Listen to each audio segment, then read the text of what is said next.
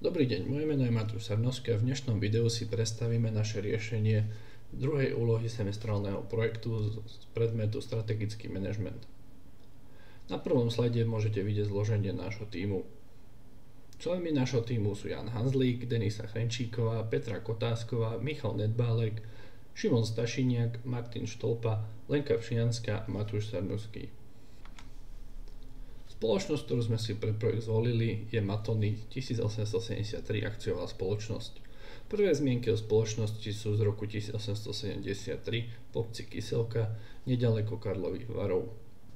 Spoločnosť bola založená v roku 1991, no do roku 2019 bola skôr známa pod pojmom Karlovarské minerálne vody.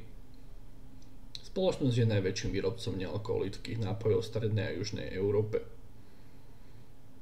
Zastrešuje 56 značiek, medzi ktoré najznámejšie patrí napríklad Pepsi, Mountain Dew, Gatorade, 7up, Rockstar, Aquila, Lipton a ďalšie značky. Spoločnosť je tvorená 11 závodmi v 8 európskych krajinách. V rámci definície trhu je spoločnosť súčasťou trhu balených nealkoholických nápojov v strednej a južnej Európe a pôsobí v 8 európskych štátoch, ktorými sú Česko, Slovensko, Rakúsko, Maďarsko, Srbsko, Čierna Hora, Bulharsko a taktiež častie v Chorvátsku. Hlavnými konkurentami spoločnosti na tomto trhu sú spoločnosti Coca-Cola Company, Kofola Československo, Voslauer Mineral Wasser a rôzne ďalšie menšie lokálne spoločnosti, ako sú napríklad Budiš na Slovensku alebo Jamnica, ktorá pôsobí na balkánskom trhu. Druhou časťou úlohy bolo vybrať si a spracovať externú analýzu pre vybranú spoločnosť.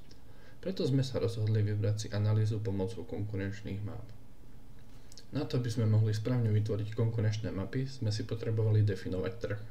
Zvolili sme si preto geograficky ohraničený trh pre Českú republiku, a to na základe dostupnosti informácií a relevantnosti dát, ktoré sme boli schopní získať. Keďže spoločnosť Matony 1873 akciová spoločnosť zastrešuje množstvo značiek, rozhodli sme sa vybrať značku Matony, keďže ide o jej najznámejší produkt. Následne sme tento trh ešte obmedzili na balené neuchutené minerálne vody, a to z dôvodu, že aj značka Matony má príliš veľa rôznych variant, ktoré by bolo veľmi náročné porovnávať. Posledné kritérium trhu, ktoré sme zvolili, bolo, že voda musí byť balená v PET fľašiach pre lepšie porovnávanie cien. Cieľom nami vybranej a spracovanej externej analýzy spoločnosti je zistiť, kde sa spoločnosť nachádza na konkurenčnom trhu, ktorý sme opred definovali. Na základe tejto analýzy následne vyhodnotíme najbližších konkurentov firmy, jej silné stránky a slabé miesta, ktoré by mohla následne zlepšiť. Na to, aby sme mohli vytvoriť konkurenčné mapy, sme si museli určiť konkurenčné spoločnosti. Tie sme rozdelili do 4 segmentov.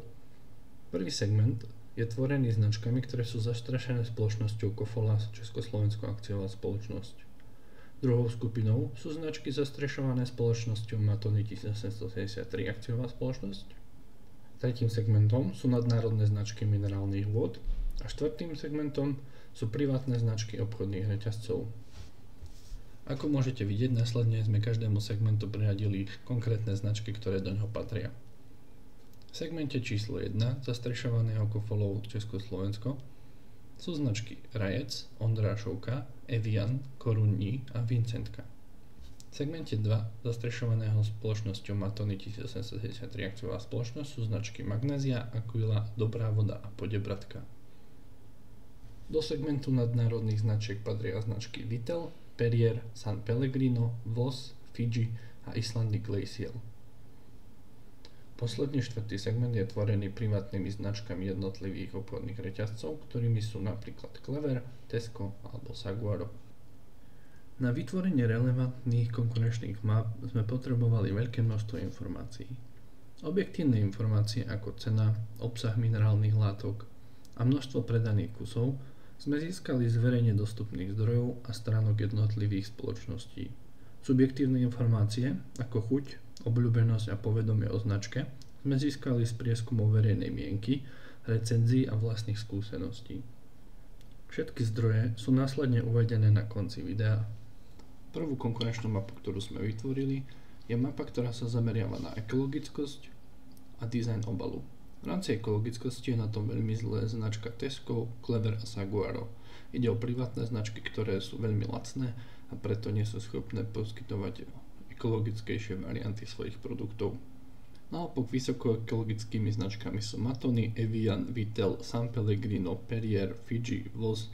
Hlavným dôvodom vysokej ekologickosti týchto značiek je to, že poskytujú rôzne varianty obalov, či už plastových v PET fľaš, ktoré sú 100% recyklované, alebo sklenené fľaše, ktoré sú vratné, po prípade plechovky, ktoré sa taktiež dajú recyklovať alebo vracať.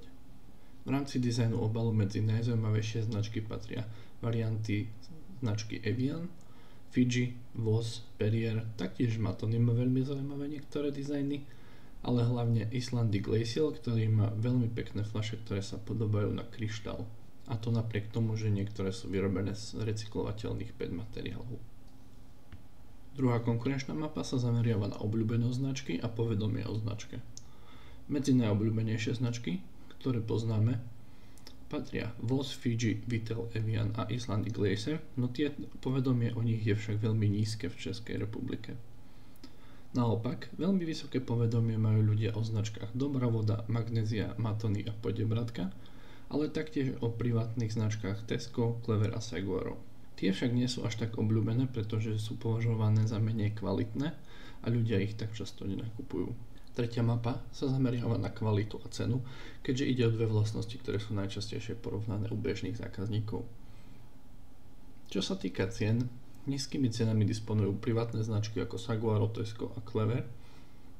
Taktiež pomerne lacnými sú Podebratka, Dobrá voda a Ondrašovka.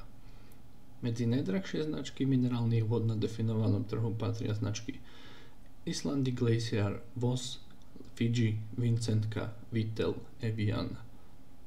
Tieto značky sú však spájané s vysokou kvalitou, preto sú často volené ľuďmi, ktorí chcú veľmi kvalitnú vodu a nezáleží im úplne na cene. V prípade, ak zákazníkom záleží aj na cene a chcú stále za nízku cenu vysokú kvalitu, často sa zameriavajú na značky Matoni, Magnézia a Rajec. Z tejto mapy môžeme vyčítať, že Matoni má veľmi dobrý pomer ceny a kvality. Štvrtá konkurenčná mapa sa zameriava na dostupnosť v bežných obchodoch a predané množstvo daných výrobkov. Medzi najmenej dostupné značky minerálnych vod, ktoré predávajú najmenšie množstvo na českom trhu, patria značky Icelandic Glacier, ktorá sa dá nakúpiť iba cez e-shop, následne Vittel, ktorý je veľmi málo dostupný a taktiež iba v niekoľkých obchodoch. Medzi menej dostupné minerálne vody sa taktiež radia vody Voss, Fiji a Vincentka, ktoré sú predávané len v určitých obchodných reťazcoch. Medzi nedostupné alebo menej dostupné minerálne vody sa taktiež radia privátne značky, ktoré však na rozdiel oproti vopred spomenutým predávajú veľké množstva a medzi nich patrí Saguaro, Clever a Tesco. A dôvod nedostupnosti je ten, že danú vodu viete kúpiť iba v jednotlivých reťazcoch, ktoré poskytujú túto značku. Naopak, veľmi ľahko dostupné minerálne vody, ktoré predávajú veľké množstva, sú zobrazené v druhom sektore, kde môžeme vidieť značky ako je Dobrá voda, Podebratka, Ondrašovka, Matoni, Magnézia, Rajec a Korunní. Ide o vody, ktoré sú najviac dostupné, keďže ich vieme kúpiť v akomkoľvek reťazci, alebo aj v menších obchodoch, ako sú večierky, po prípade maloobchodné predajne. Ďalšia konkurenčná mapa sa zaoberá lojalitou k značke a cenou vybraných produktov. Medzi pomerne cenovo nenáročné a vysoko lojálne značky patrí Matoni, Magnézia, Aquila a Rajec.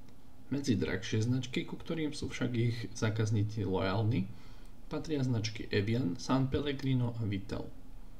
Naopak, značky, ktoré sú lacnejšie a nemajú veľmi lojálnych zákazníkov, sú značky Ondrášovka, Dobrá voda, Korunní a taktiež privátne značky vybraných reťazcov.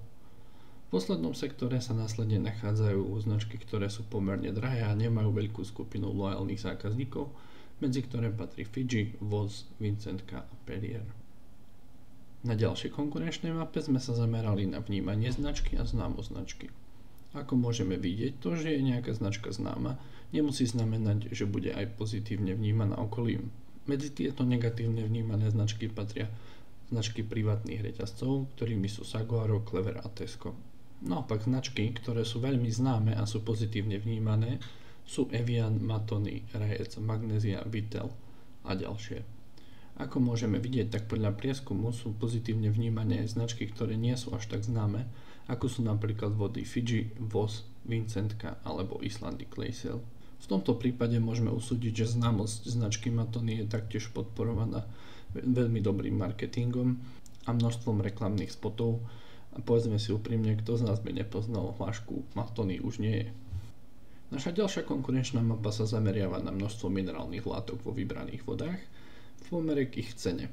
Podľa zistených informácií sme zistili, že vody, ktoré sú pomerne lacné, sú zároveň častokrát veľmi málo mineralizované. Medzi tieto vody patria privátne značky vybraných obchodných reťazcov, značka Podebratka, Dobrá voda a Ondrašovka. Naopak, pomerne lacné a zároveň vysoko mineralizované minerálne vody sú Magnézia, Matony a Rajec. Taktiež minerálne vody, ktoré majú vyššiu cenu, sú vysoko mineralizované, tiež sú však i o dosť drahšie. Z tejto mapy môžeme usúdiť, ak zákazník hľadá minerálnu vodu s najvyšším obsahom minerálnych látok a čo najnižšou cenou, mal by voliť medzi kategóriou produktov Magnézia, Matony, Rajec a Koruní. Keďže obyvatelia Českej republiky sú považovaní za patriotov, poslednú konkurenčnú mapu sme sa rozhodli zamerať na pôvod a chuť vybraných minerálnych vôd. Ako môžete na konkurenčnej mape vidieť, ak zákazník hľadá českú vodu, ktorá má veľmi dobrú chuť, mal by voliť medzi vodami Matony, Magnézia, Vincentka alebo Aquila. Ak zákazníkovi nevadí, že voda je iného pôvodu ako českého, mal by zase skúsiť vody Vitel, Rajec, Evian, Fiji, Voss alebo Icelandic Glacial. Podľa prieskumu verejného mienenia medzi české vody, ktoré nie sú veľmi chutné, patrí napríklad Koruní, Dobrá voda, Ondrašovka alebo Podebratka. Zo zahraničných majú najhoršiu chuť privátne značky a Perrier a San Pellegrino. Na záver si zhodnotíme výsledky našej externej analýzy. Spoločnosť Matony ovláda takmer celý český trh minerálnych vôd a jeho najbližší konkurenti sú Magnézia alebo Dobrá voda alebo Koruní. To však pre spoločnosť Matony 1873 akciová spoločnosť nečiní žiaden problém, pretože ona sama zastrešuje značky Magnézia a Dobrá voda. V rámci nadnárodných značiek sa stretávame s veľmi vysokou kvalitou, no naopak veľmi nízkou známosťou produktov a pomerne vysokou cenou oproti domácim produktom. Medzi silné stránky spoločnosti sme si mohli všimnúť, že značka je pomerne známa, je veľmi obľúbená, je považovaná za veľmi chutnú a taktiež jej výhodou je to, že má český pôvod. V rámci príležitosti na zlepšenie môžeme vidieť napravo, že podľa prieskumu verejného mienenia je v Česku považovaná za pomerne drahú. Táto vlastnosť je však jediná negatívna v celkovom prieskume spokojnosti zákazníkov v Českej republike. Preto by sa mohla spoločnosť pokúsiť o zníženie ceny a taktiež o zlepšenie dizajnu, ktorý by mohol následne pôsobiť ako konkurenčná výhoda pri výbere zákazníkov, keďže dizajn je síce pekný, no nie je úplne prepracovaný, ako majú niektoré nadnárodné spoločnosti. Na tomto slajde môžete vidieť zdroje, ktoré sme využívali pri spracovaní semestrálnej práce. Ďakujeme veľmi pekne za pozornosť, ak sa vám video páčilo, ďakujeme za každý like, subscribe a prajeme pekný zvyšok dňa. Dovidenia.